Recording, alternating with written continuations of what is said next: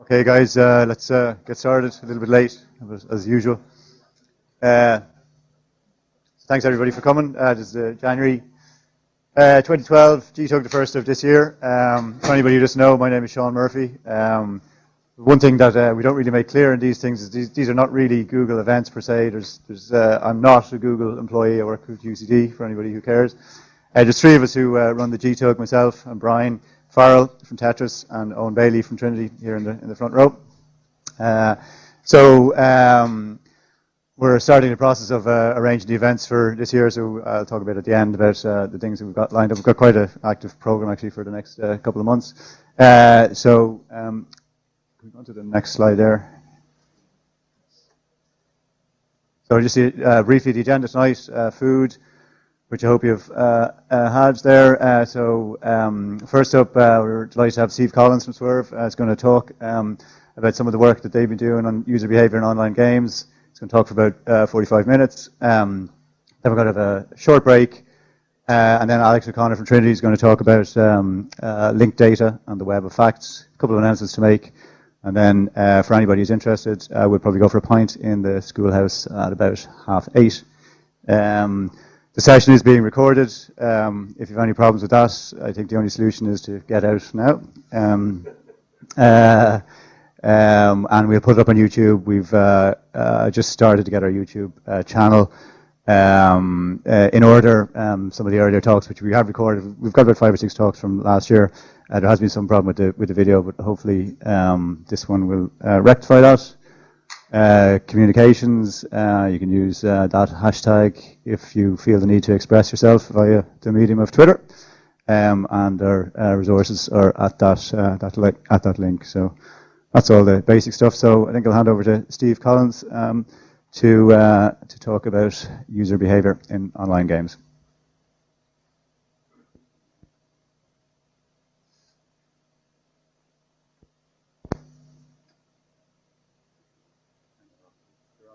I think I'm on, yeah. Okay, I'll take the zipper.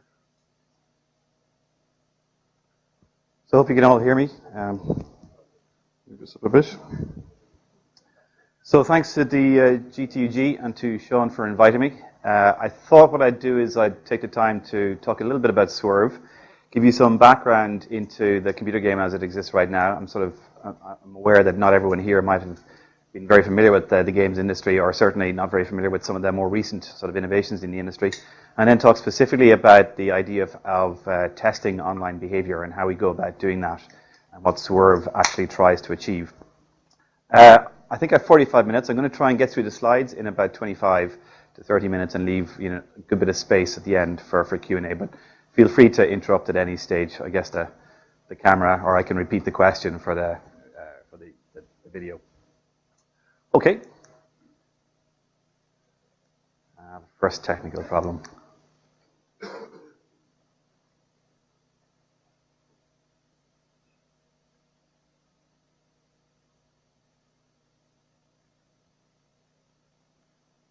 Let me see, does the blipper work? No. Great. Oh, that'd be great. Yeah, cheers. So just a bit of background on myself. I was involved in the game industry quite a while ago, and in '98 set up a company called Havoc. I think I'm going to try my flipper, actually, because I have one. Let's see, does that work? Otherwise, you'll be clicking quite a bit.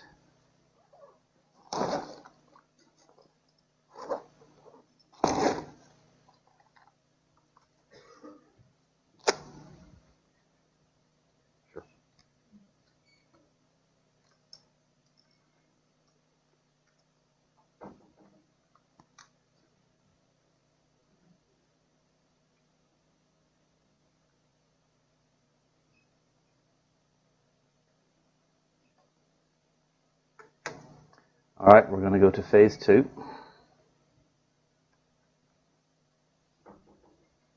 Luckily, I have a back. PowerPoint, Steve? Never.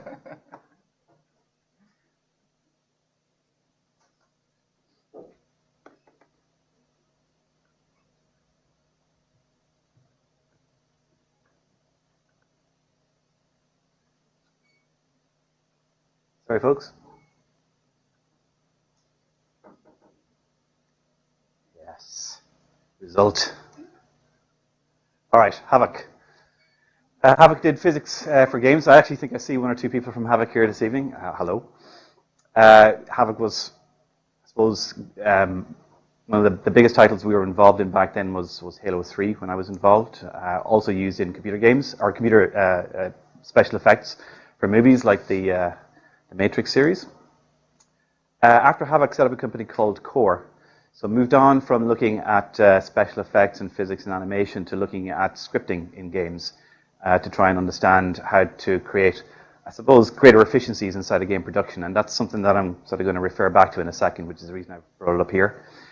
Core was also used in a number of different titles like Supreme Commander, Fable 3, and Lego Universe, if you've ever played Lego Universe. So one thing we noticed as part of being involved in Core and looking at the industry was that the industry itself was changing quite dramatically. Both the business models and the technology used to deliver entertainment to the game player was changing in very significant ways. The traditional industry is based on console delivery, based on retail model, and essentially selling DVDs or Blu-rays, through classic retail channels. That industry was predicated on a production process which was quite risky and quite long. So you had essentially a 24 to 36 month production process, starting off with concept, pre-production, getting to green light, moving on to development, perhaps doing some focus testing with a small audience, iterating in a development cycle based on feedback from that audience, and ultimately getting to release the game. And it's only at that point in the game production cycle that you actually truly get feedback from your users. It's only then you understand, is this a success? And it's based on sales, and typically the sales are very power law distributed. You get a huge number of sales in the first couple of days, and then it tails off to insignificance over a period of time. So that creates a huge amount of risk in game production, and it means that your opportunity as a game developer to interact with your user is very constrained by the development process itself, and the huge investment in time and energy that has to go in to create something like a PlayStation 3 or an Xbox 3 title. You do have an opportunity to update the game after the fact using downloadable content, and some games now have an ability to patch themselves fairly rapidly, but if you're a PlayStation 3 user or an Xbox 360 user, you absolutely hate that experience of logging on to the PlayStation 3 and it asks you to yet again update the operating system and then directly after that yet again update the game. A very negative user experience. So the industry itself is going through a huge change. It's going through a change both in technology and in business model. Some things that are happening are sort of exemplified by platforms like Android, the iOS platform, and larger or distribution mechanisms like Facebook, and also companies and products that we probably wouldn't have heard of so much here. For example, the penguin in the middle there. I don't know if anyone here can identify what that developer is called or where they're based. Close, but no. It's actually the largest Chinese publisher called Tencent. This is the QQ network, and it's an enormous network of players that we have absolutely no visibility of. So this new space, this new industry, is exemplified by some titles like, starting with Farmville, even down to sort of more recent titles on the iOS device, EA Sims Social. We've got Monster World from Vuga, and I don't know if anyone here has played Temple Run, so the latest hit on the iOS devices. Something that is common to all of these games, well, two things common to all of these games. One is they primarily make their revenue not through the sale of the game itself, but through after-sales services. They sell virtual items or power-ups or time boosts or whatever it is. And the second thing is these games update quite frequently. Less so with something like Temple Run, certainly more so with the Facebook embedded games. So what you have is game developers now no longer have this 24 to 36 month cycle. They now have a very short iteration cycle and a very direct communication channel to their customer base. And that creates some really great opportunities, but also some significant challenges technologically. So this is what our new production cycle looks like today for people operating in this space, the sort of mobile online space, whether it's social or not, or casual, it makes no difference. Essentially, you start off with a short development cycle, typically 3 to 6 months. After the end of that cycle, you have what Sean Ellis would call a minimum viable product. You now have something you can go out to the market with, and you start actually testing it right from day one. And in fact, Some people release a game way before it's even considered ready for the market. They release it in a specific territory. A classic example is a lot of the American-based game developers release to the Canadian audience initially and test on the poor Canadians. We get all these alpha and beta versions of the product. But crucially, once you've released that initial product, you're now into this rapid iteration cycle. And anybody here who's in the sort of the online web space understands this model of development because you're constantly deploying and refreshing the content. The crucial difference here is once the game is live, you now have this opportunity to have a dialogue with the game player, the customer. So you have an opportunity to continually refine the game service, and that's what we're seeing here, sort of a constant tuning and adapting and measuring the player as they're interacting with the game service. So you'll understand this if you're coming from the web space as essentially a sort of an analytics, metrics, insight into your customers and then pushing out new content. It's exactly the same idea, except now the games industry is cottoning onto this and it's understanding how to deploy that sort of mechanism with the constraints of delivering game-style content through game delivery devices. So that's what I'm really going to focus on today. But I just thought it might be fun to look at just some of the business model underpinning this first before getting into the technology side of it. Well, first and foremost, the revenue model is based now primarily on a free-to-play model. That is, most of the successful titles today aren't charging. I think over 70% of revenue generated on the iOS platform today is from in-app purchases, not from the sales of the games themselves. And this is a very interesting way to do business, because essentially what it means is most of your players aren't actually paying you anything at all. And in fact, in the games industry, more than 95% of the players never pay. So you're actually focusing your revenue generation capability on a very small subset of those players, typically 3 to 5% of your audience. Now, those players themselves have different levels of engagement. Some are really engaged and rich and spend a lot of money, which is great. Some are really engaged and don't spend quite so much money. So you've got a huge, again, a power law distribution of payers to revenue. And your job as a game developer is to try and figure out all these different players or different motivations and try and figure out how can you craft a service that meets all their desires and needs.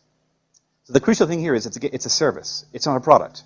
So now you're dealing with a service industry trying to understand the people who are interacting with your service and providing them with an improved service over time by measuring and listening to them and understanding and listening to the voice of the customer.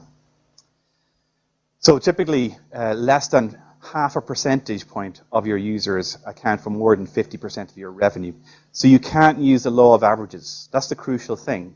You can't just, take a sample of your user base and say that's it, because such a small subset of your users are actually the folks who are generating most of the revenue for you.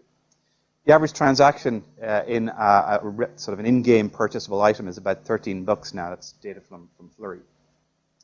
I thought it might be fun just to do a pop quiz and see who's awake. I'm going to ask you to guess the cost of the most expensive, the Guinness Book of World Records has the most expensive virtual item ever sold in a game, and what that might be. So I'm going to ask for a show of hands. Those of you who think I'm going to say it's greater than $100, okay? So hands up those who think it's greater than $100. Okay, now keep your hands up. No laziness. Keep your hands up if you think it's greater than $1,000. Okay. Keep your hands up if you think that price is greater than $10,000 for a single virtual item in a game. Keep your hands up if it's greater than 100,000. Okay, we're losing the will to live here a little bit. Keep your hands up if you think it's greater than $1 million. Okay. It is actually greater than $1 million. Unbelievably, it's $6 million. Just paid in March. Now, a bit of a trick question, because what was actually sold, it was a transaction between two companies. And one company, C Interactive, bought from Mindark, who are the company behind Project Entropia. They bought a virtual planet in the world of Project Entropia for $6 million. Now, Project Entropia has a real currency-backed virtual currency market. So you can actually spend real money, trade it in for virtual currency, and get real money back out again. So it has a true economy. So this is an investment by a corporation in a piece of virtual land, not unlike the way sort of Second Life developed about 3 or 4 years ago. This currently is the record for the biggest price in a virtual item sale. Okay, so moving along. So just some stat blasts. 7.3 million is what is estimated was spent this year on virtual goods, 7.3 billion worldwide.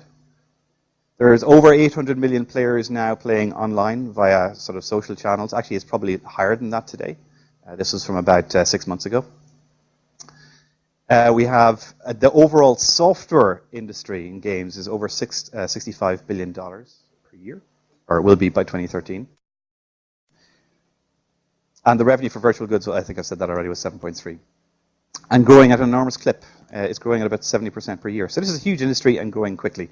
So I guess I'm just trying to entice you to maybe start looking at this industry for opportunities, because there's a whole lot of innovation happening at the moment here.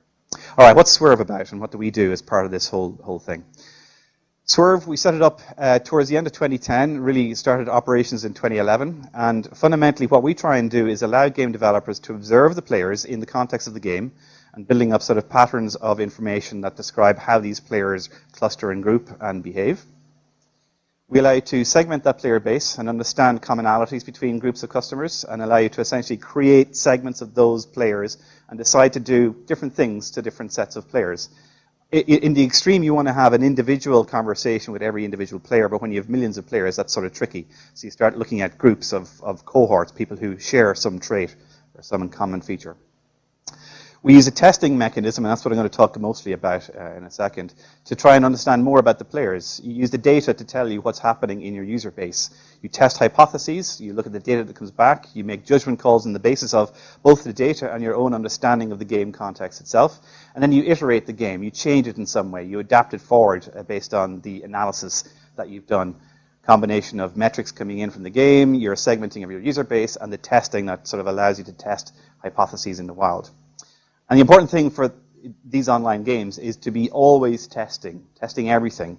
And Google is one of the companies that's obviously leading the field in testing online, as is Amazon and Microsoft and all the other sort of web-based companies. In games, this is just starting to catch on as being a mechanism for adapting a game service, and fundamentally that's what Swerve's providing. So what we do is we have a metric system that allows you to gather information, a bit like Google Analytics for games, pulls information in from each of the games, each of the sessions of a player interacting with the game service. We aggregate that information, we data mine that information. We make segments of users based on that. We look for users matching certain characteristics. We allow a testing of various different hypotheses on that user base. And then we allow the developer to take action. And that's the crucial part, having this sort of feedback loop, and allowing you to look at a result of a test and saying, the action I'm going to take here is to make the gem blue as opposed to green, and that's going to increase my player's desire to purchase that gem. Or we're going to change the wording on a screen, which makes it easier for people to understand what to do next in the game, therefore increasing their engagement with the game. So fundamental to this, from our perspective, is developing an understanding of the players and trying to get a view of what your players are doing, and providing a mechanism to break those players into different user groups or segments. So we started looking at players as they progress through the game. Now, we're not at all interested in any PII data. It's nothing to do with your credit card or your email address or where you're located in the real world. It's all to do with what you're doing inside the game. So a game player is that sort of their game demographics is what's really interesting. Are they a player who grinds? Are they a player who likes getting all the way through levels without spending any money at all? Are they a player who much prefers working socially with other players in the game space? So you start using taxonomies of your players to try and group them according to certain parameters. And so we look at their gameplay. We look at their purchasing history, their interactions with the shop, their interactions with other players. We look at their flow through key parts of the game system, through tutorials, through onboarding, through shop, if that's important for that particular game, or through different levels or quests or whatever. And we build up this information repository, essentially an OLAP-style stack of information, a warehouse that allows us to mine that data and look for interesting patterns. So over time, we sort of build up 3 different types of information about the users. And I've sort of loosely broken them up into sort of primary, secondary, and tertiary. Primary information is literally about the events and behaviors of the player inside the game itself, relating to the game mechanic. So the secondary information is stuff that relates to the mechanics probably of the monetization of the game, the mechanics of the purchasing inside the game, the shop, Some of the extraneous things, like if there's an in-game chat or people engaging in that, the parts of the game that are delivered, that you're still inside the iframe of the game or inside the app itself, but you're not necessarily playing the game. That's a secondary component. And then the tertiary component are the services that are around the game itself. And if you're a game developer, you have multiple points of contact with your customer, not just them playing your game, but maybe them interacting with your support channel or them interacting with the forums. And all that information is really, really interesting. You might find that players who are really aggressive on forums tend not to spend very much in the game, so maybe you don't care very much. Maybe you find that people who are really engaged in forums are actually your most engaged players, so that gives you a different sort of strategy for dealing with those folks. It gives you an idea of how to feed back to the players. So all this information, essentially in the form of events and different analyses on top of events, gets dumped into a large data warehouse, and then we make that available to game developers with slicing and dicing techniques and segmenting techniques to be able to look at player behavior according to different segments and different groupings. So these are the sort of things we're interested in. This is what every game developer is interested in, this sort of idea of flow of players through their game. And there's a couple of key flows that are very important to instrument. And there's analogs here to the online space. If you're familiar with that, you'll pattern match that very easily. You've got the idea of acquiring your users. How do you get a user to find out about your game? You know, what's your distribution channel? How are you acquiring those users? How much are they costing you to acquire? How are you advertising? So what are the mechanisms by which players are coming to your game? And they can be many and varied. The onboarding, which is crucial. You've got an opportunity, particularly in the free-to-play space, to engage your user in just under about a minute. And if you haven't engaged the player in a minute, then you've probably lost them. With console games, you didn't have the problem because someone was engaged because they just spent $60. So they're damn well going to be engaged for the next couple of days because they spent $60, and they'd ideally not want to bring it back to the shop. So you have a longer opportunity in consoles to grab your user. When it's free, when it's essentially a Twitch purchase, you don't have that. So you're trying to let them know that there's something really interesting and exciting down the line in terms of sort of interesting challenges and fun gameplay and opportunities to connect with friends and all that sort of stuff. But you've got about a 60-second window to do that. So that onboarding process is really important. And then you get the sort of the three classic, channels of metrics that you want to track. Their retention, how quickly or often are they coming back to the game. Their engagement, which is a sort of a fuzzy term about how do your players like your game. That's really where a lot of game design focuses on. How do you get people to actually like your game? And we have to not forget that we're an entertainment medium providing entertaining experiences to players. And finally, obviously, to have a business, you need to be monetizing your player base. So you're looking at the different mechanisms by which that can happen. And primarily now, that's through the sort of in-app purchasing model. So this is what Swerve looks like at a really, really high level. I've got a slightly more detailed slide at the end, and I'll open it up for discussion if there's questions. Essentially, we have a cloud-based solution. We have APIs that allow clients and servers to connect to our backends. The clients are typically, iOS devices, or their smart TV platforms, or their embedded iframe applications embedded inside of Facebook, and they send us information via essentially REST event calls, and we aggregate that information inside of our event warehouse. On the other side, we have got the game servers themselves, which are serving up games and serving up content to those clients and refreshing those clients. And we have an interaction there as well. We have an interaction both helping those games to manage their services and to do testing, which implies we have a sort of a feedback loop, and I'll get into a bit more detail on that in a second. And then underneath that, we've got all the usual sorts of things that we can talk about in detail, and then a web interface to allow the game developer to interact with our service and to tweak, tune, test, monitor, and all that sort of stuff. The games as they're progressing. So let's look at that in a bit more detail, particularly from a testing perspective. I've lost track of time. How are we doing?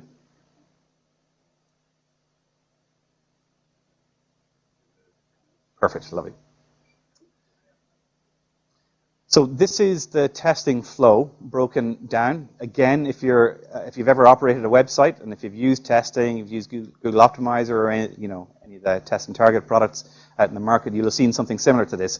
But there are some crucial differences for the game space. So let's just step through it, and look at those. Testing essentially says what you're going to do is you're going to provide a different game experience to different sets of your users. And you're going to look to see, is there a measurable result? Is there a statistically significant measurable result from making that change?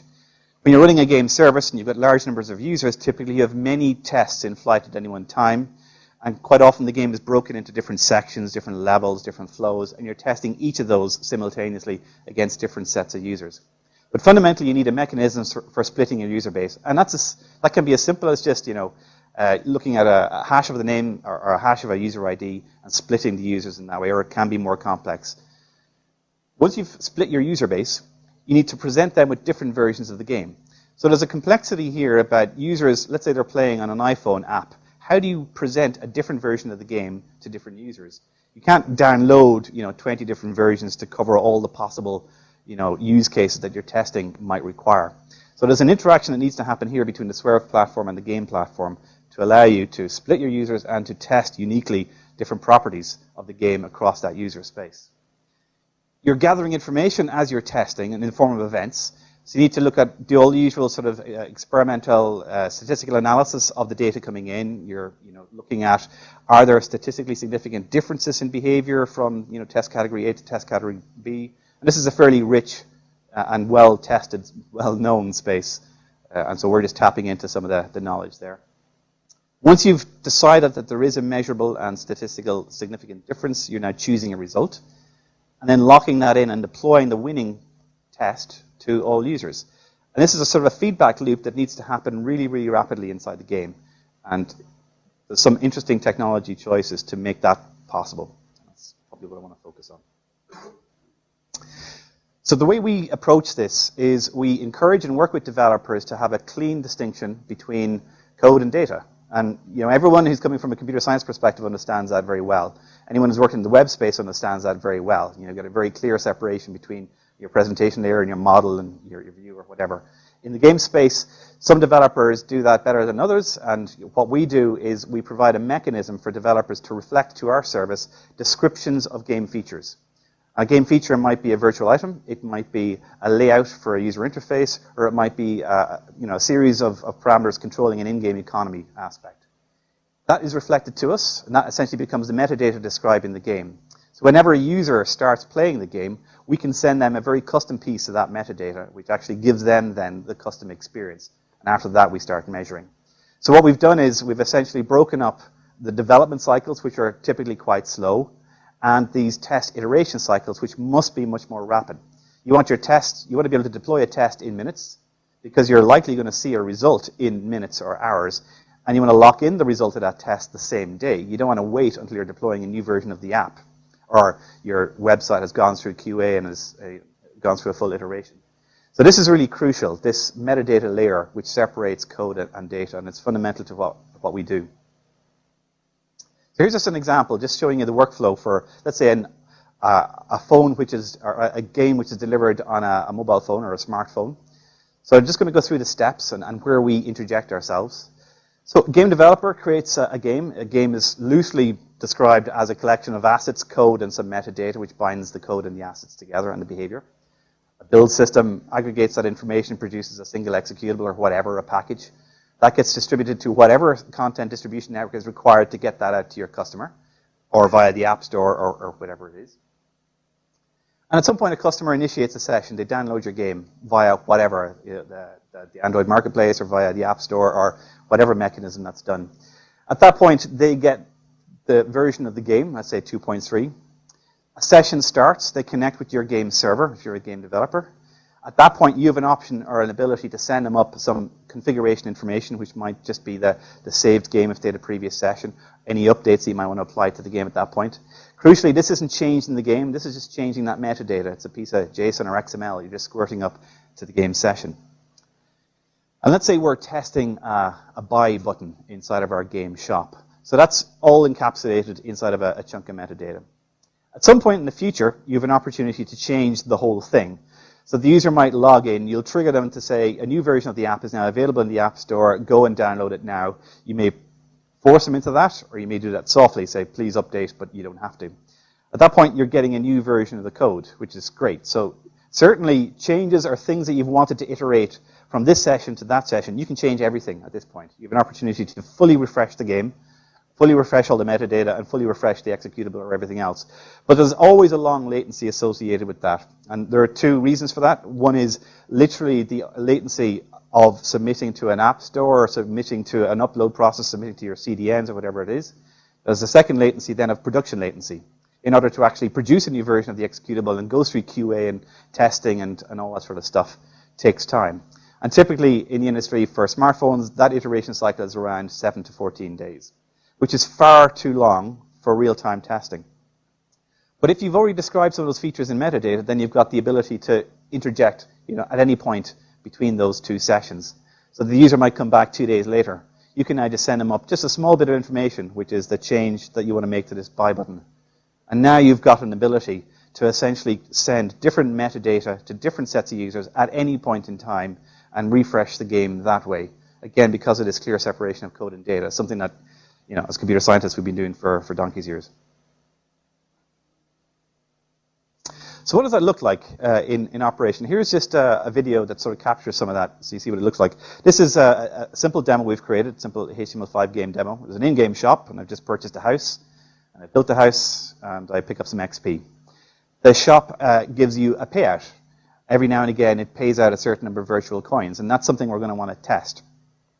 So in order to test that, we're just going to go into the Swerve UI. I just wanted to give you a sense of what it would look like for a product manager to do this. Pop into the house. And what we're going to do is we're going to look at testing this house. And our hypothesis here is that if we change this payout rate from 20 seconds currently to maybe something like 2 seconds or 1 second, people will buy more of it. Now, it's a really gross test. So we're just going to start the test flow here. We're just going to create a test. We decide how to split our audience. I'm just going to go for a 50-50 test, a classic A-B test. And we're going to look at conversions, purchases of that particular item as being the conversion event.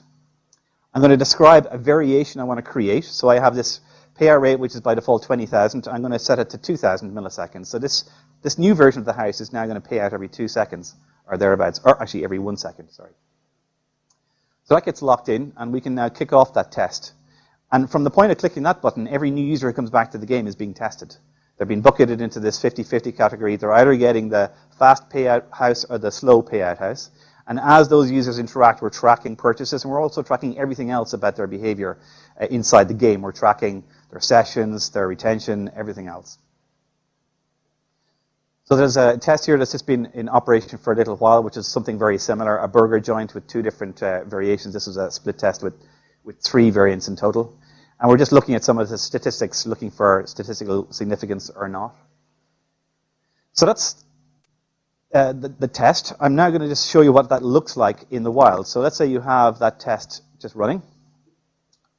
Here's my user who was playing before, which is me, and the house is paying out once every 20 seconds or so. So I'm going to simulate being a new user. I'm just going to start typing in a different user ID, and it refreshes, and I'll have a 50-50 chance of getting into the new test bucket, and here it is. So now in the new test bucket, and so you're getting this house that crazily pays out every second or so, which is nonsense. Don't do this to your game economy, or you'll lose lots of money. But that's the point. So the game is live, and you're running tests on a simple server, and that's interacting via your content distribution network and via your game server to push new configuration information up to the games as they're running live, and users are constantly being tested. And we manage behind the scenes then lots of issues around making sure tests don't collide and the statistics of that. So just a very quick overview of the sort of architecture that we use at the moment. And as you would probably imagine, this is very fluid. So today we've just got a series of web servers and load balancers accepting all those events coming in. We've got an API that allows you to query current state of users, query various metrics associated with the game. And we've also got our configuration API, which allows you to run these A/B tests and for us to refresh back to you the different metadata for games as they're in flight. We've got a big event warehouse where we store all the events coming in from the game. And then we have a series of elastic arrays of event processors that are essentially running state machines and computing KPIs and all that sort of stuff and computing the interesting information. And on the right-hand side, then, it's just a loose description of our services-oriented architecture, which is doing various different things to the data that comes in. We keep track of the games, the configurations, and the A/B tests. We keep track of game resources. So this allows you to manage your in-game shop or your configurations of the game. We have an aggregate service that allows us to keep track of all the KPIs and provide information about sessions and retention and all that sort of stuff. And then some other bits and pieces to deal with just managing our website and our service. So happy to answer any specific questions on that, but I guess I'm running out of time. So I'll just say thanks, and maybe open it up for any Q&A that there is. Hopefully I haven't run too far over. Okay, great. So if anybody has any questions? Yes.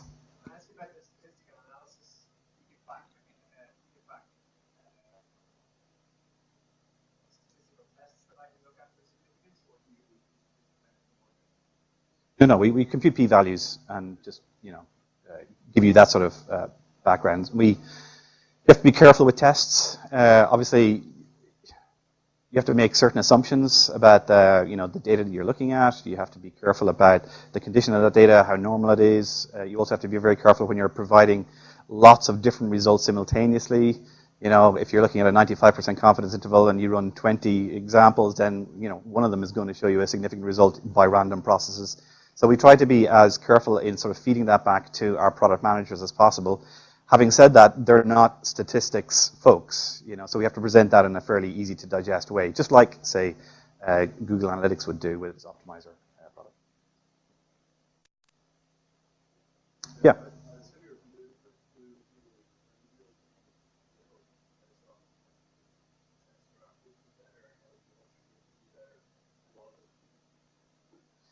Actually, to be honest, the question was the blue-green dual test a real test? And the answer was, no, it wasn't. No, I haven't shown you any of our actual customer tests, and we don't have a real game in the live ourselves, so we're not game developers. So we can't give you any of the real data associated with tests. Can I give you any anecdotal stuff? It was a very interesting test that was run fairly recently, which nearly seems self-evident, but it was essentially a virtual item that was originally free. And what they wanted to do was they wanted to see if we put a price on this. Originally, it was you purchase it with the grind currency, the sort of free currency you get for free in the game. And they wanted to just test if they charged for that using the premium currency, which is the cash-backed currency, would anyone buy it at all? And they did. Now, the test told them that actually fewer people bought the real currency version of the item than the grind currency version of the item. But because it was backed by real cash, the actual test itself was a positive test. So that's maybe an example of where the statistics will tell you that, yes, conversion rates went up, but you then have to use your own knowledge and actually realize you have to multiply by the actual dollar value to give the true result of the test. And that was just a nice one that was done fairly recently. Question? I recognize you. Hey, George.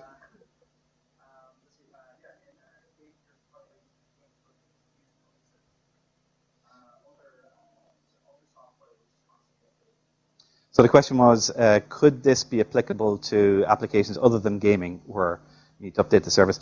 Yes. Now, we're not trying to be Omniture or Google Optimizer for what we're not tackling the web space, but the app space is a very interesting space, particularly when you have client-based or native apps and when you're trying to deal with the latency associated with refreshing those apps. So I think, yes, it is applicable in those spaces. From our perspective, we're focused on the games industry because it has a couple of very unique things that they're looking to test and unique flows that we can build into our product. But fundamentally, I think the art of testing will be and is used everywhere.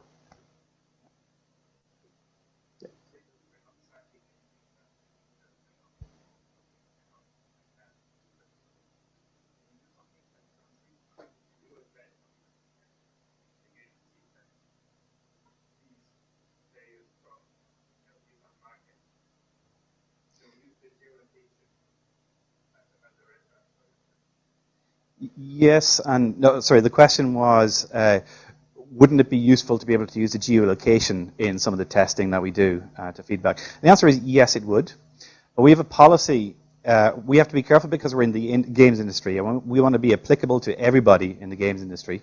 And so there are two different areas of concern there. One is PII, which is personally identifiable information, and the second is COPPA, where you want to be COPPA compliant. And COPPA is where you want to allow game developers to sell or make games available for kids under 13. And that's you're into a whole other different legislative area in sensitivity of data.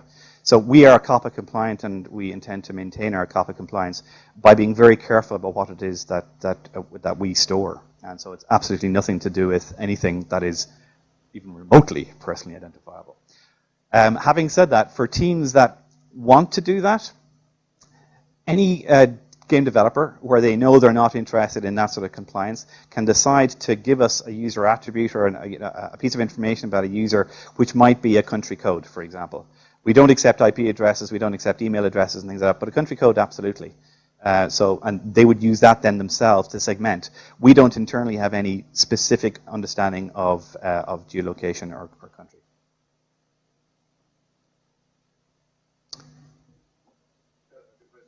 Sure. Obviously, there's a lot of payment stuff motivating all of this work. What increase the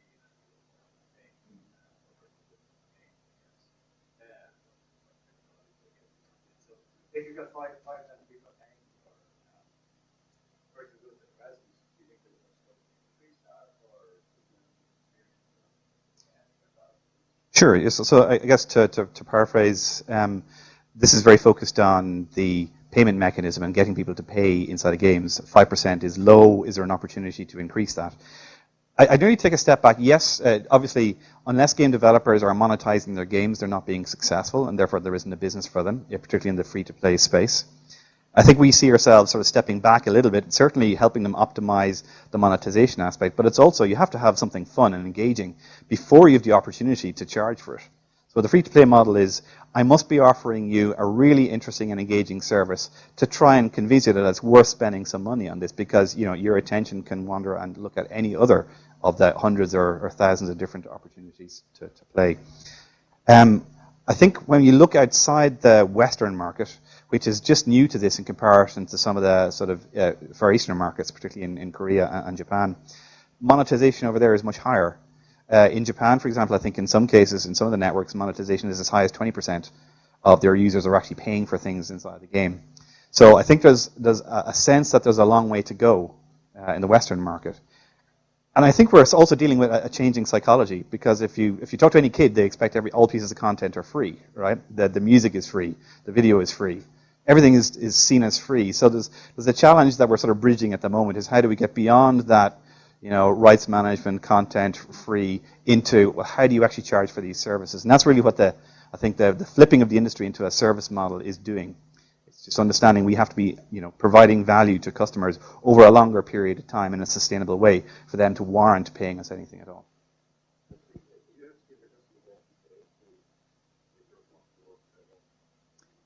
So the question was, do we have to give them an SDK in order to be able to use our service?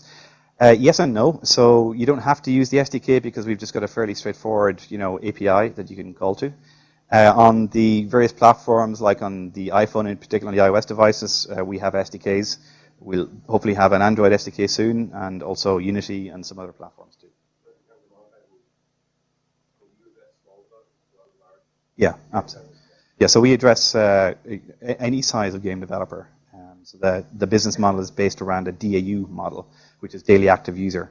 So if you've got a very small game with a very small number of users, you can use the service to begin with, and it's only when your user base starts to grow and you become successful that you start paying us, the license fee that we would look for.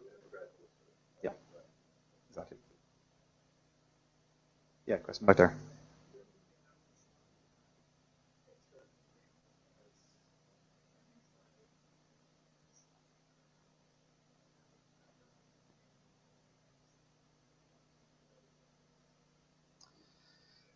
The question was, have we done any analysis on memory size and permissions and ads and things like that? Do they affect the downloads? Two answers to that. Well, first off, we don't have any information at all about the device. So we don't store any information about the devices people are using. So there are other services that do that phenomenally well, so there's no need for us to do that. Our sort of job starts as soon as the player starts playing the game. So what you can do, and what we do quite a lot of, is we allow developers to analyze the channels through which users have come. So that might be they've been referred to this game by clicking a link somewhere. They've gone through it via an app store of some description. Or perhaps they've clicked on an ad somewhere else and come through some referral channel. So we do provide the developers an ability to segment their user base on the channels by which users are coming into the service, and then to look at these different channels and compare them against each other and say, well, people who came in via this ad, after 3 days, they had all gone. People who came in via this ad, actually they're really engaged in the game, and their propensity to pay for the services that we're offering is high. So we might want to invest more in acquiring users from that channel. So it's a way to actually optimize your user acquisition spend for sure. We do that, but not anything to do with the hardware itself. Yeah.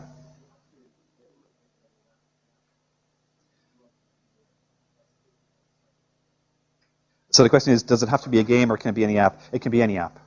We're focusing on games because I guess it's our historical heritage. And also games have a particular set of use cases that are different from the generic app space. But it can be an app, yes. Yeah, right at the back.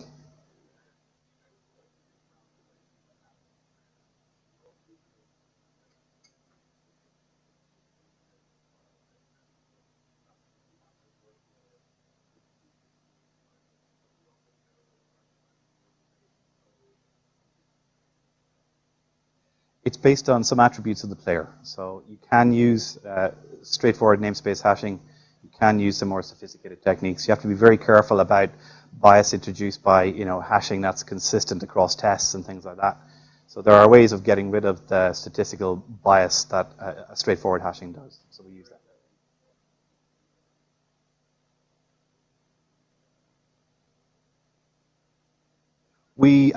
So the question I think is, do we have an ability to allow the developers themselves to sort of specify a randomization mechanism or a hashing mechanism?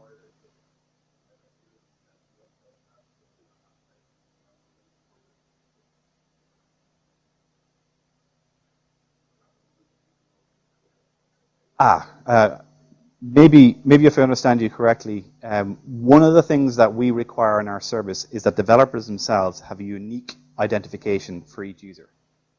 So we're not hashing based on names or anything like that. We don't have a name. We have a unique ID, which is itself, fairly, well distributed. So hashing that involves very, very few sort of anomalous collisions and things like that. It's a very nicely distributed sort of space. So we've never had an issue with the statistics of the hashing we're using there. You do have to be careful. You can't use the same hash for every test, obviously, because you obviously get collisions between tests effectively and introduce bias that way. Okay, I think we're wrapping. Thank you very much.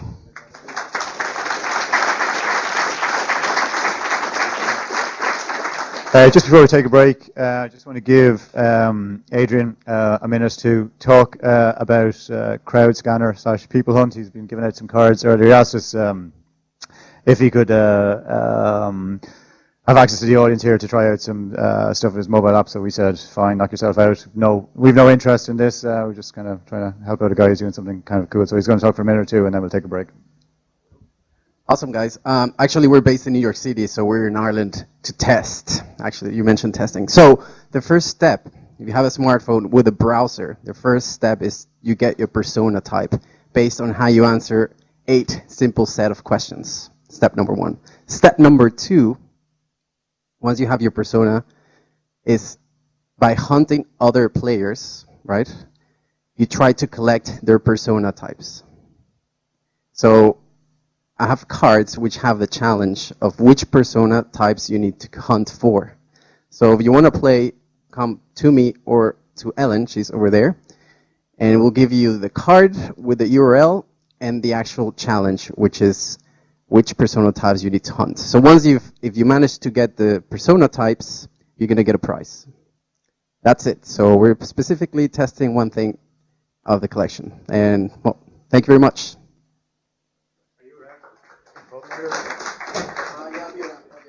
Okay, so Adrian's going to be around we're going to take a 5-minute break. It's just 1:45 now, so we'll be back at 10:02. Adrian's going to be around while we're in the break. I think he's going to the pub afterwards, so we'll sort out the prize stuff then. Okay, bye. Come on, guys. Okay, so we better get started again because we're running a wee bit late. So we're delighted to have Alex O'Connor from Trinity. He's a research fellow in Trinity. He's going to give us a talk on some of the work on linked data that they're doing. I think it's a primer on linked data, and maybe he'll talk about some of the stuff that they're doing in the research center there. So over to you, Alex. Can everyone hear me? Hello? Yeah, great. Okay.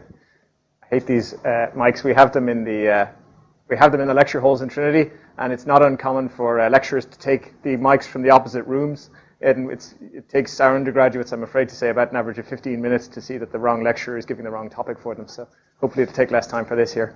So I'm going to give you a talk on linked data and the web of facts. This is a pretty broad kind of primer with it. I hope it has a sufficiently technical basis. I try to talk a little bit about syntax and a little bit about the practical implications for developers on the web or developers of apps, because there's a lot of opportunity out there which I think could be of interest to people.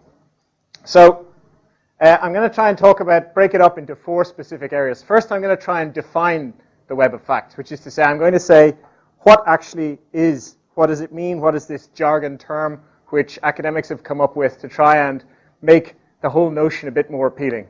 Then I'll talk about querying it, which is asking the questions, making the thing accessible, actually making use of the data. Creating it, which means what can I actually do to add to this web of facts if I need to. And finally, I'll show some use cases that are out there, some of the larger databases, and how you yourself might access them. If you have any questions, if I'm speaking too quickly or too slowly, please stick your hand up, stop me. I'm perfectly happy to slow down or to speed up. So, this is a pretty familiar site for most people, particularly our students. Wikipedia is a good example of the sort of thing that we see out there as the classic web, okay? It's a document written for humans to understand. It's a narrative text. We have some information about, in this case, a specific corporation. It's laid out pretty much as you'd see a print document. We have a title at the top. We have some information in summary on the side. I'll get back to that. And we have these paragraphs broken up into different pieces of text. The key things about this to realize are that, barring 2 fundamental features, this is basically the same as a piece of paper. Okay? The only differences are that 1, it's delivered over the web, so I can pick it up on a smartphone.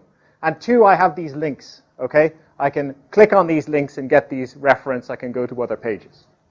By and large, though, if I want to share information from this page, humans can read it and gain information from it, but it's relatively difficult for a computer to understand anything in this page, okay? More importantly, the links themselves are only one directional.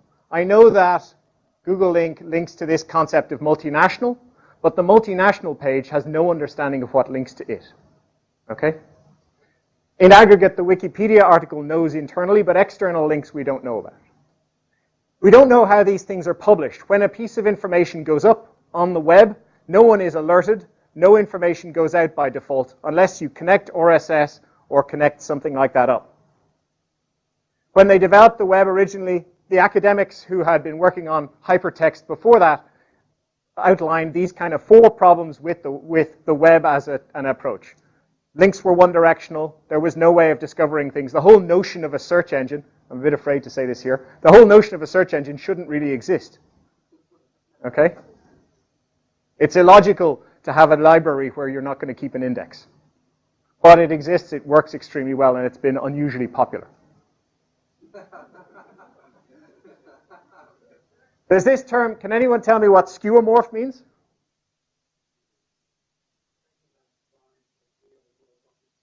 Give that man a prize. This is the second sense from the OED for those of you who are checking. The skeuomorph is a thing which translates, which has properties from another material. So, if you look at the windows on a desktop, they have shadows. If you look at a control interface, for example, looking at setting the angle of the shadow on the drop shadow for this, there's a knob. It's a circular dial with a button in it. Why are they like that? The reason is that they're inheriting from the physical objects. Okay? So the reason 2 things on top of each other have shadows in software is because 2 things on top of each other in real life would project shadows onto each other. That gives us that instinctual understanding. We have that fundamental understanding of how something works. We translate our understanding of the physical into the virtual. So skeuomorphism is good in one sense and bad in another. It's good because it allows us to use this knowledge of a familiar thing. I know how to read a Wikipedia article because I know how to read a piece of paper.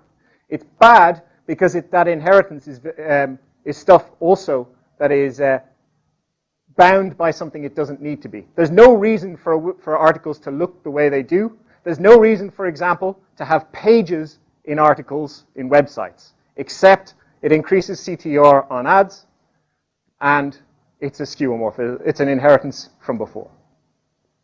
So what we want to do is we want to break this link.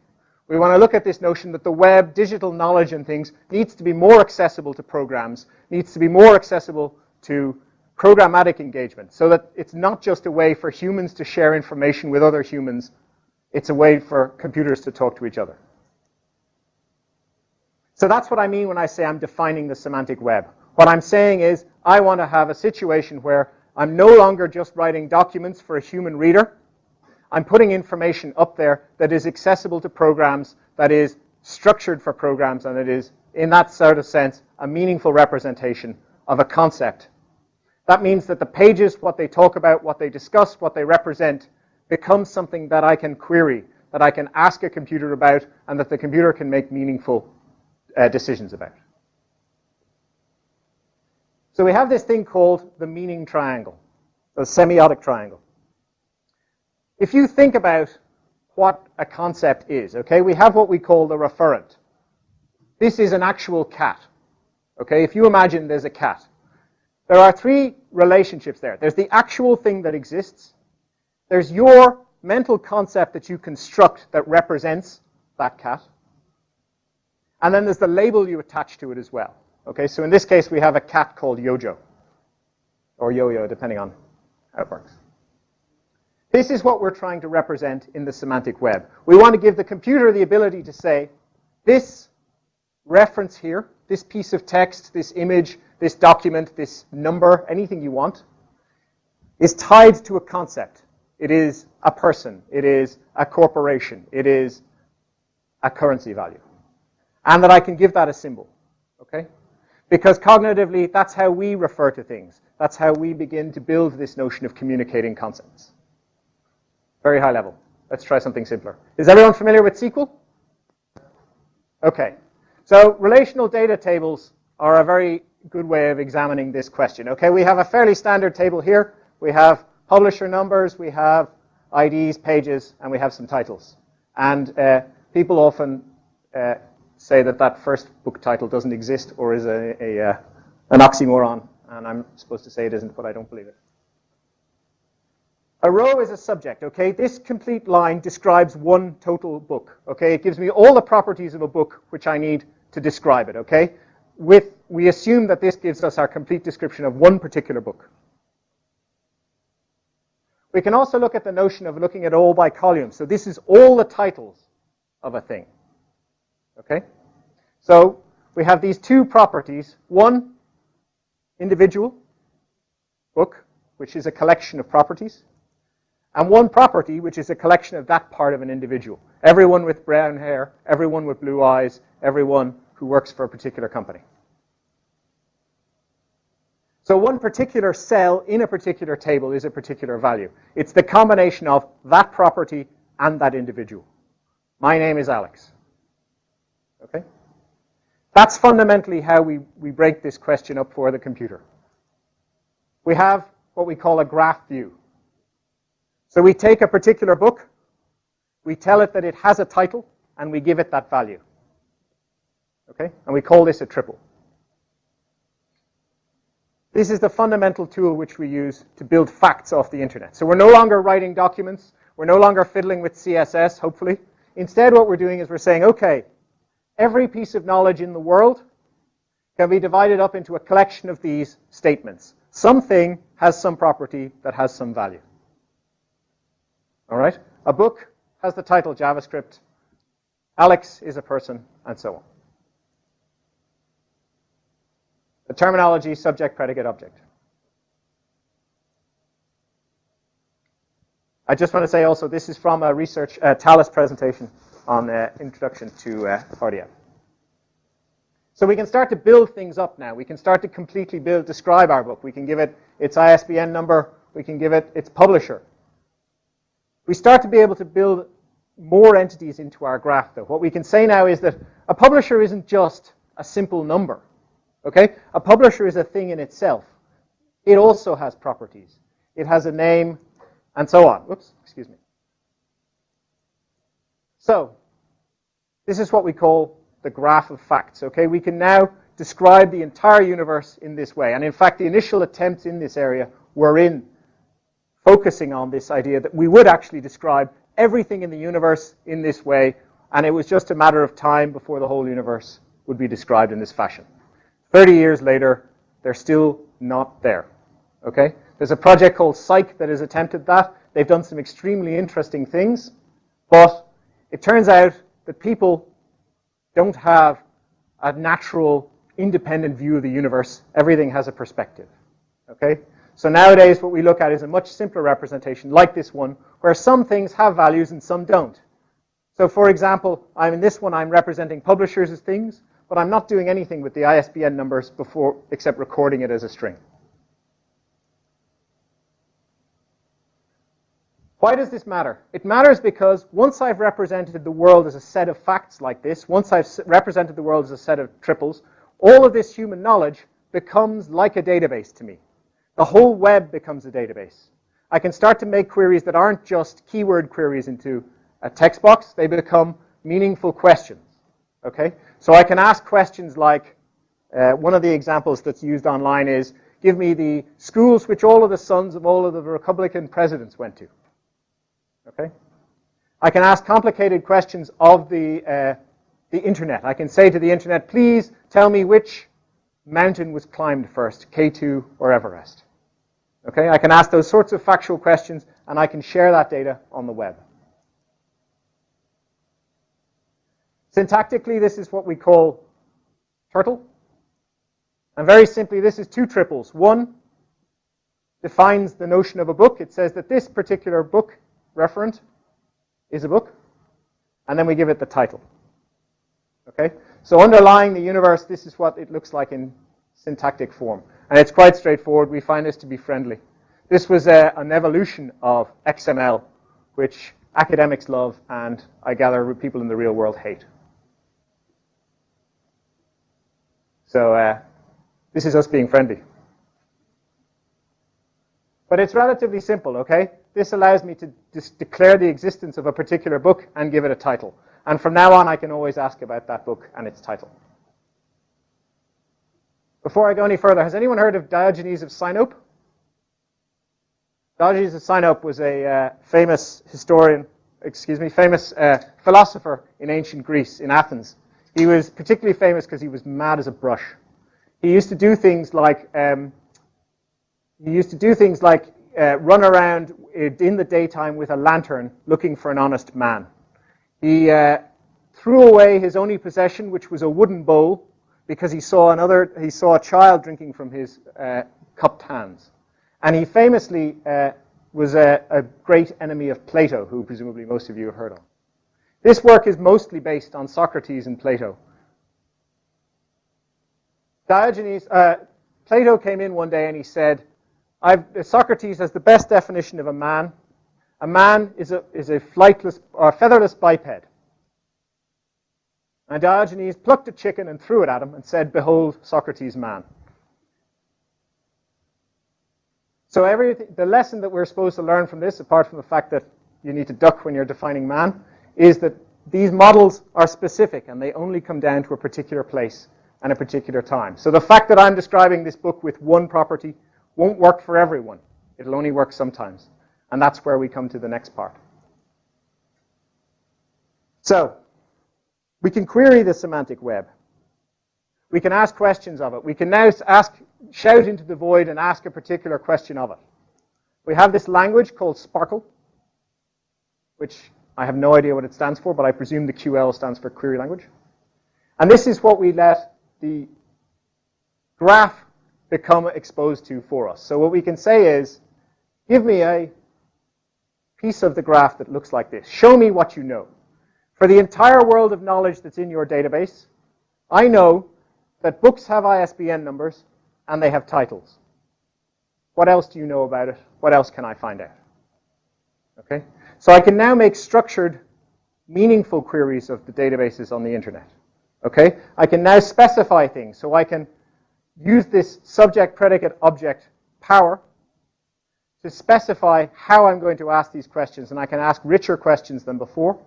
And because it's all factual, because it's all stored as these facts, it can be updated and it can be exchanged in meaningful ways.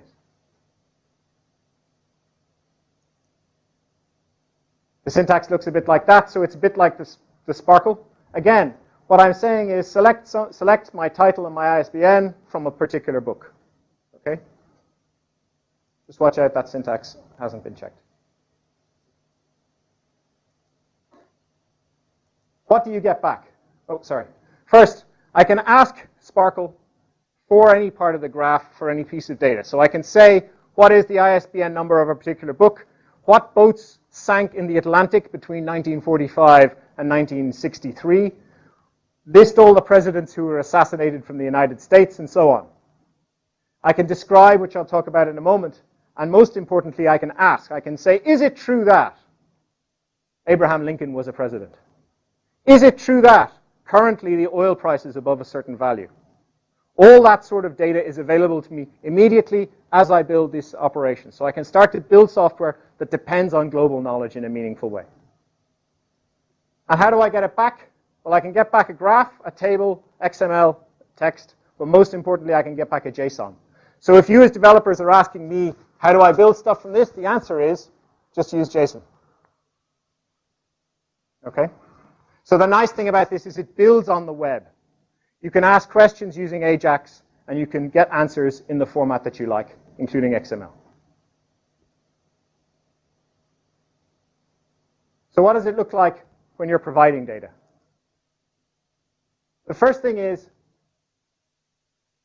when we're out there on the web, there are these vocabularies that describe things. Okay, so we have this notion that a book has titles, a person has friends, and so on and so forth. We just reuse those now. From now on, that's what we do. So we take those representations and recycle them. Three of them that you might be interested in. One, Dublin Core. Actually, it's Dublin, California, not Dublin, Ireland, sadly. Gives you things like the title, the creator, the subject. Friend of a friend defines the notion of a person, a name, and an organization. And we have good relations, which lets you describe products, their reviews, and so on. Okay?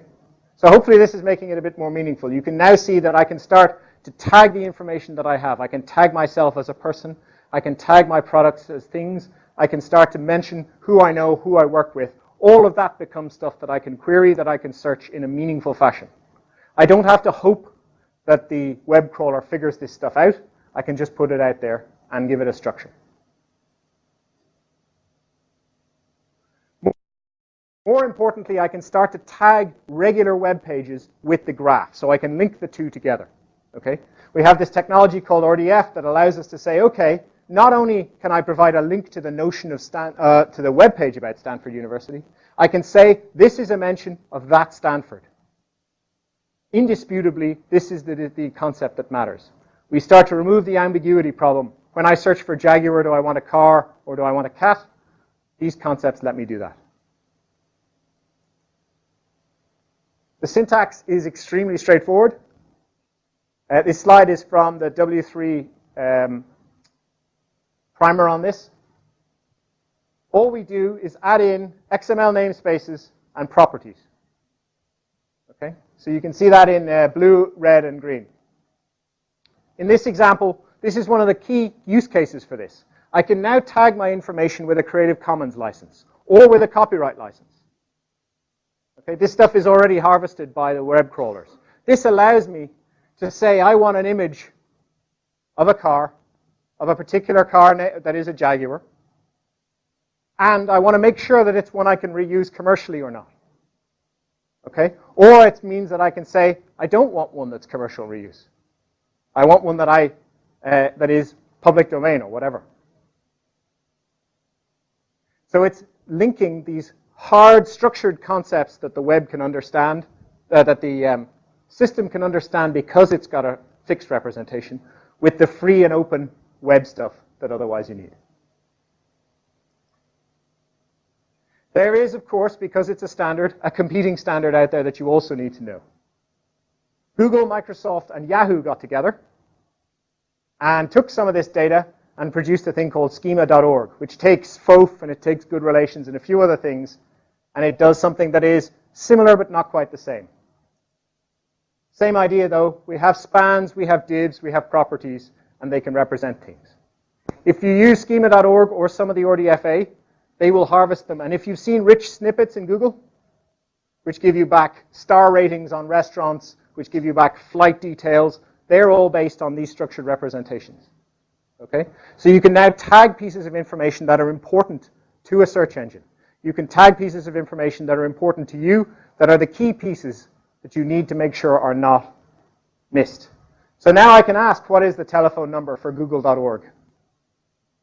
Okay? That's where the value of this system arises. Facts become accessible.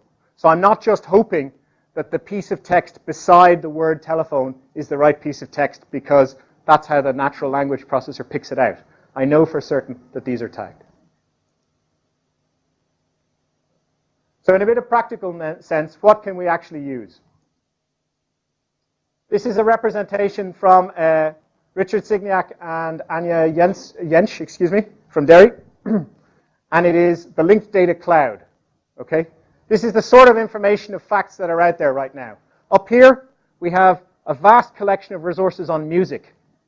If you use BBC's music review website ever, all of their information is in there. The New York Times puts all of its facts up here.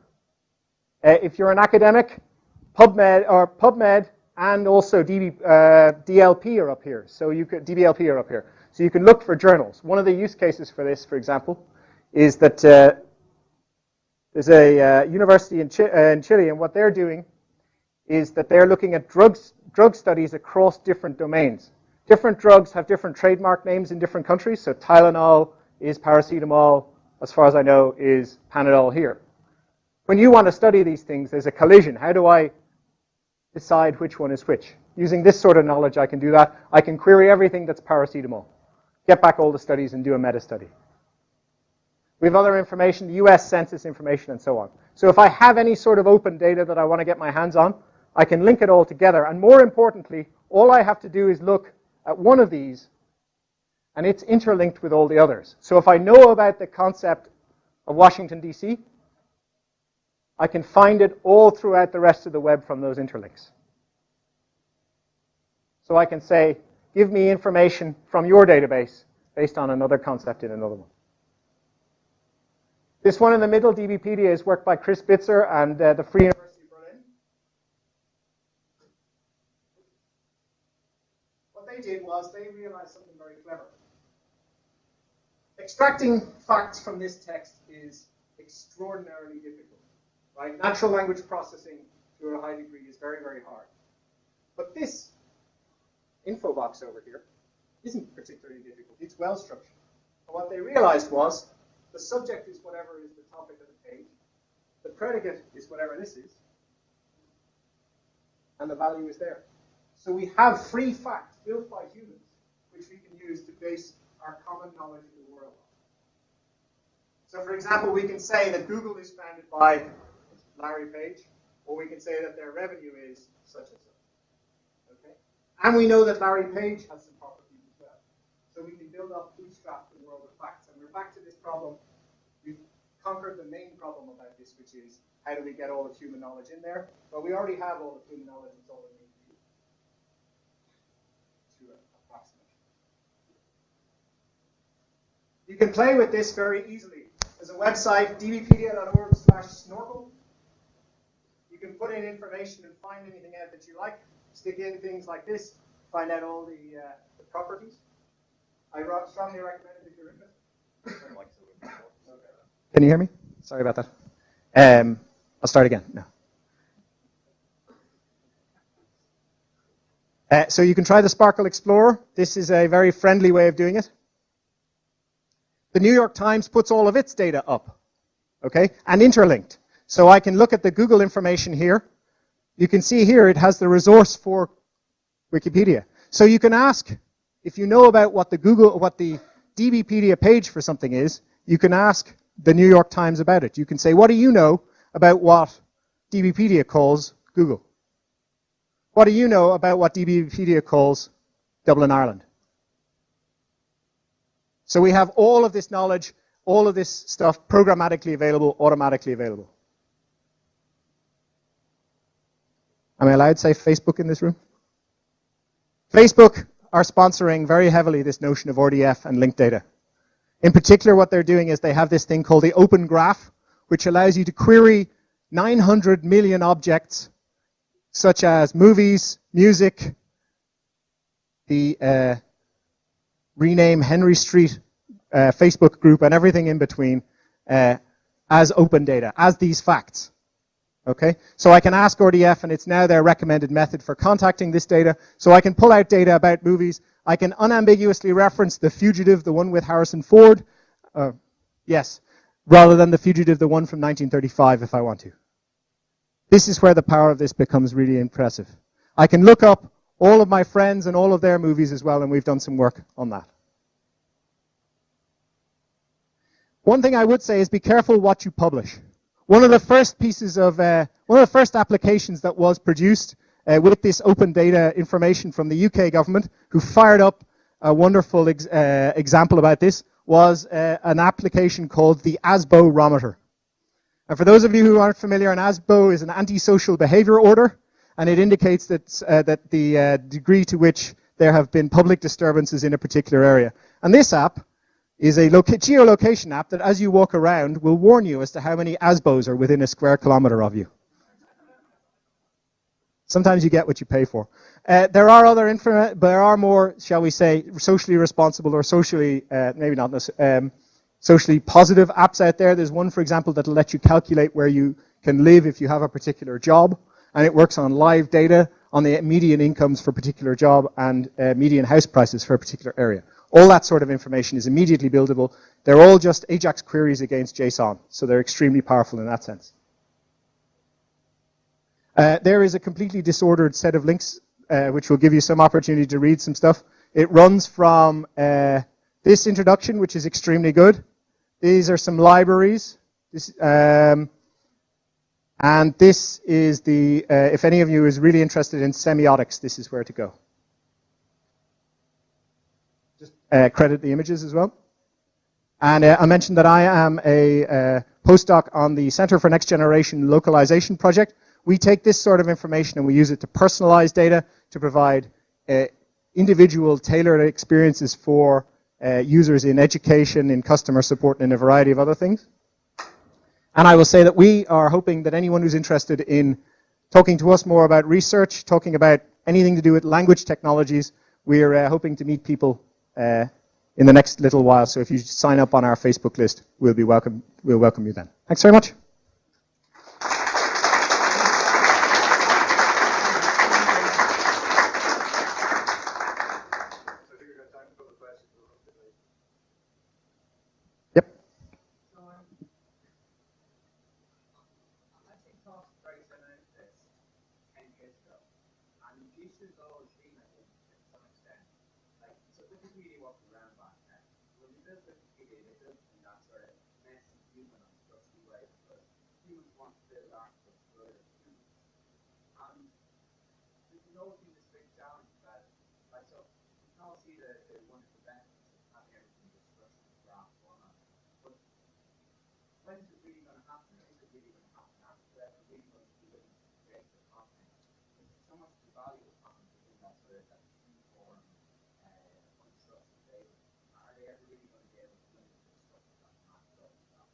So the question is, essentially, if I can paraphrase, is the data quality ever going to reach a point where this becomes useful?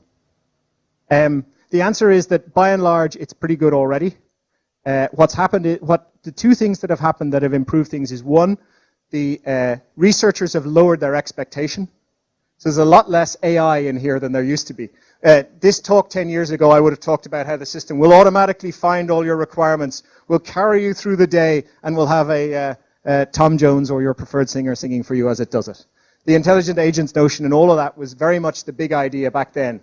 And this problem of really, really high quality data that was really consistent required for that was damaged, right? The answer now is that researchers have taken a more web view of this, right? If it's high quality and we can use it, great, we'll use it. If it's not high quality, we'll try and use it anyway, and we'll see if we can fix the data in a specific sense. Okay? So what we have done is we have these interlinks that are of high quality, and what we also have is this notion that depending on the effort of your application, and because your application doesn't have to be super smart, all-knowing, and only has to be moderately intelligent and adequate, most of the time, it works most of the time, if you know what I mean. So, but I mean, there are huge data problems in there, and one example is that if you look at the slide I showed there for the fact about Google, it gave back the revenue value as a string mentioning billion. That doesn't necessarily help people, okay? You have to parse that. But the answer is, you parse what you can do and you do your best. Yep.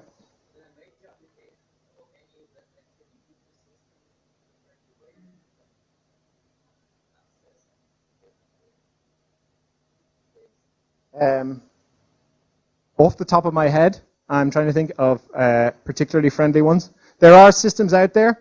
By and large, most of them are test systems, though. There are, the UK Data Challenge has some very good ones. One example being this one that was a tool which you input your, as I mentioned, you input your profession. So, for example, I say I'm a nurse. I say I want to work in the London area, and it will show you commute distances and average house prices in that area. So it basically allows you to work out where you could afford to live based on different requirements, different properties of your...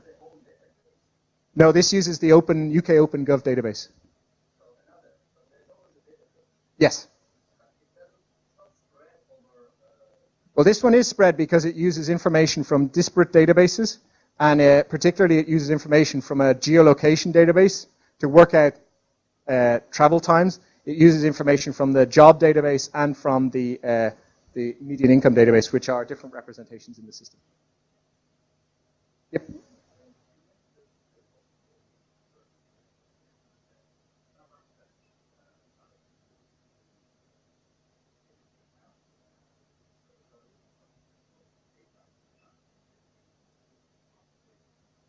Yeah. So I was being flippant. What I mean to say is that if you think about, well, first of all, no one, I think, in the original instance of the web, of hypertext thought of the web as the global, polysemous, multi-headed thing that it is. The fact that it's all this data from the whole world everywhere means that this notion of authority is a major question. So you're right on that, absolutely. There's a question of authoritativeness. But typically they would have looked at other methods for doing that or things that build into the system. Because there isn't really, apart from the notion of hubs and authorities or some other mechanism like that, a method for telling which is the right answer on the web either, right? You rely on an algorithm from a search engine of choice, Bing, or Microsoft, or Google or whatever, to tell you this is the one that I think is the best. But there's no guarantee that that's right? It just could be the best SEO'd.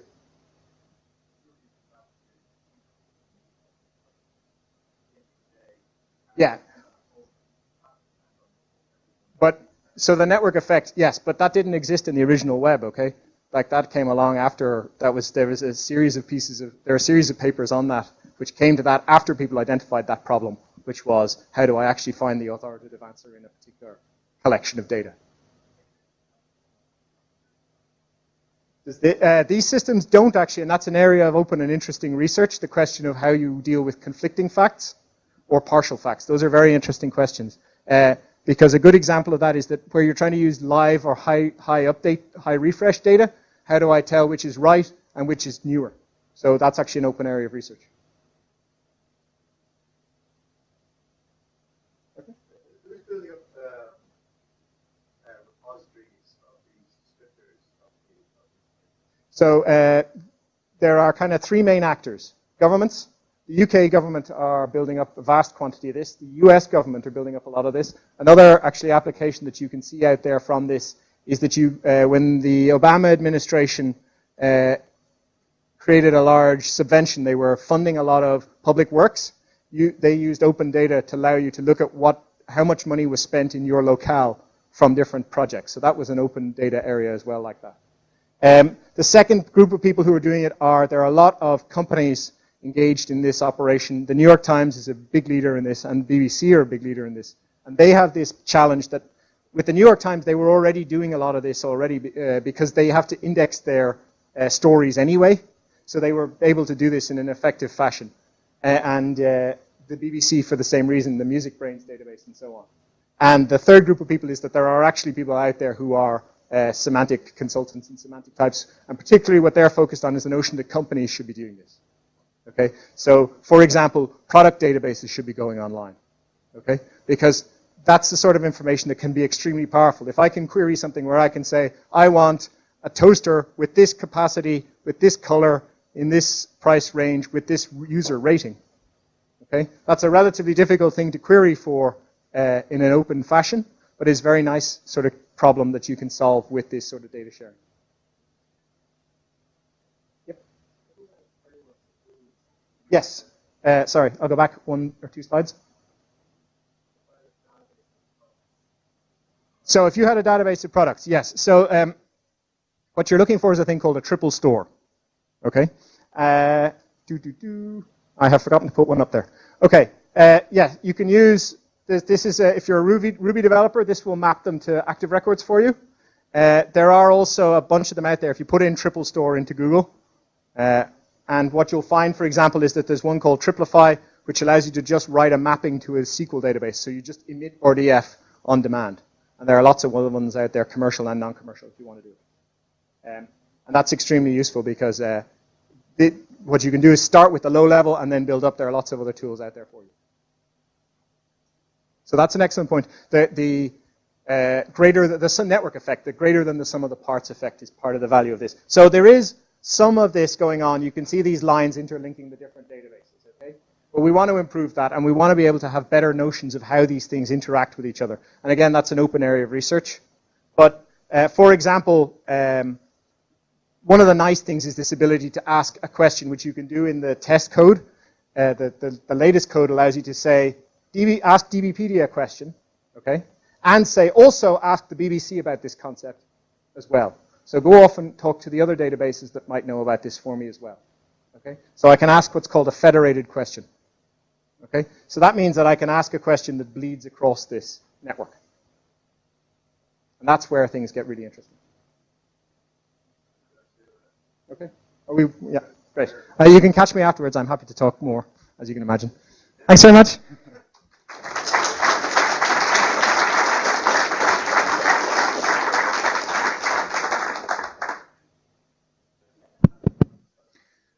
Okay, guys, just a couple of last notices. Oh, that's okay. So these are just arbitrary notices that I put together just before coming out this evening. Google I/O, I think I mentioned before, it's on June 27th, 29th in San Francisco. We've been getting some notifications that tickets are on sale quite soon. They sold out very quickly last year. If anybody's interested, if anybody's really interested, send me an email and I might be able to get you early access to get a ticket. Not clear. A couple of things about it if anybody's motivated to go. It seems like they're going to be running some coding competition as a kind of entry requirement, certainly if you haven't been there before. And secondly, the tickets are going to be more expensive than they were last time because it's a 3-day event rather than a 2-day event. So last time it was, I think, almost 500 bucks, so I guess it'll be 700 bucks this time, but you do get some toys for that. So, Android Dev Camp is some kind of international thing going on. I sent some stuff out on the mailing list about it. They wanted to run it February 17th to 19th, which is a Friday, Saturday, Sunday. We've just talked to Gene, and he says he'll probably be able to do it on the Saturday and the Sunday. I think running it on the Friday is not really a runner here in Dublin. What's the point of that? Like they're running it in different places around the world. So Berlin is active in it, Brussels is active in it, and there's a few other places as well. One of the things they want to do is run Hangouts, which are focused on particular APIs on particular parts of Android, so that there'd be people in different places all over the world who would have a good bit of experience and they could share. So that's a kind of reasonably interesting idea. So it's running a bit late. We're a bit constrained, to be honest, by some of the guys running the Android Dev Camp. They're being a bit slow to push out information, so that's why we haven't really been doing too much on it. But it's probably going to go ahead, and keep an eye on the mailing list if you're interested. It'll be here in Google, somewhere in one of the Google buildings around. Startup Weekend, Ben is there somewhere. Is Ben still there? Yeah, Ben's putting his hand up there. So Ben is running Startup Weekend for anybody who's interested. If you don't know what Startup Weekend is, it's about building a web or mobile app, hopefully something which has a bit of a commercial case around it over the course of a weekend. It's a lot of fun. I'd highly recommend it. They want to. There's some kind of partnership between GTUG and Startup Weekend, and they both parties want the GTUG guys to give some kind of techie support, if you like, to Startup Weekend. So what we're going to do probably is have an Android 101 thing at the Android Dev Camp weekend that we're doing, which is open to people who are going to Startup Weekend. Idea magazine is quite cool. I had that on the slides from last time when I was going to do some notes, but never got around to it. So Martha Rodders got a magazine for techies, which I think is really cool. If you're not aware of it, give it a look. Vicky, here in the front row, has asked me to give a shout out for Dublin Gamecraft, which is an event on the 25th in DAT. Do you want to say a word or two about it, Vicky? Just briefly now, because we're running a bit late. I'm not Vicky, I'm Andrea, but she's Vicky. And we're two of the three organizers for Dublin Gamecraft. This is a Make a Game in a Day event. It's in DIT. We have a lot of sign-ups and we're really excited. Basically, you just come, make a game on any platform you like, and it's judged, and people maybe look at your game and you learn how to make a game or something like that. And you win a prize as well. You win a prize as well. Prizes. There's prizes, yeah. Oh, yeah, and we have food.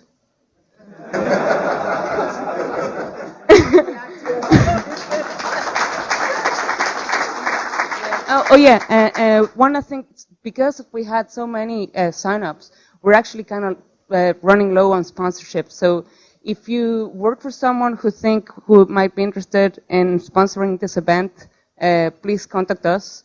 The website is www.dublingamecraft.com, or you can just talk to either of us. Thank you. Okay, that's cool.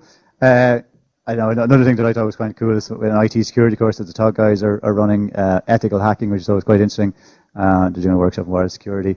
Ben from Coder Dojo, who's down the back, asked me to give a shout out there. If anybody don't know, if any of you don't know what Coder Dojo is, they're trying to get more kind of primary and secondary level kids doing a bit of experience with coding. They're kind of workshops run on weekends for kids. Really great initiative. I think it's got a lot of good publicity. Ben is one of the main men behind it here in Dublin. They're having an issue that they're looking for mentors. So if anybody is willing to give of their time for 1 or 2 Saturday mornings, I think they'd be very appreciative of it. What would be the best way to contact you, Ben? Ben at coderdojo.com, or you can catch him there if you're up for it. Next, GTUG events. The last Tuesday in February, we've lined up a couple of talks. Trevor Parsons from Log Entries is going to talk. Going to talk about his system. That's a system which takes in log messages and gives you a nice UI on it. He's going to talk about how he put it together. So he's dealing with 100 million log messages a day or something. It's a big write database, and he's going to talk about problems he had building it. Paul Phillips is the CTO of Scrazzle. He's going to talk about. It's actually not completely disconnected from what Alex is talking about. He's going to talk about some kind of natural language processing stuff that they have on a corpus of research literature and trying to extract terms from it and make sense of it. Tuesday, 13th of March, Nicolas Garnier, who was the guy who started the GTUG here in Dublin. Is Nicolas here in the room? Nicolas, I don't think we have time to do 10 minutes of... would you be able to send up some content out in the mailing list? Okay, sorry about that. It's just run a bit late. So Nicola is now based in Switzerland. You're Google DevRel still, yeah? Yeah. So he's going to be back here. He was in Dublin. He's going to be back here on the 13th of March to do what did we say? It's a 2 or 3 hour.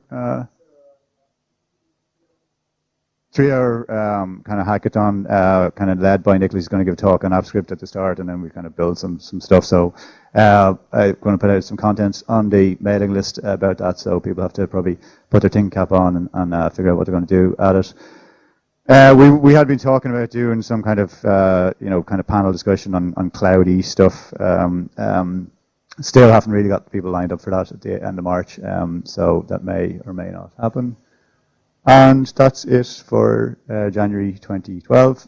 So except for anybody who wants to go down to the schoolhouse for a pint, our information resources are on dublin.gtugs.org. So hope to see you. Oh, actually, the one thing I didn't mention here is the Android Dev Camps that might be preceding all that. So hope to see you at an event sometime soon. Okay, cheerio, guys.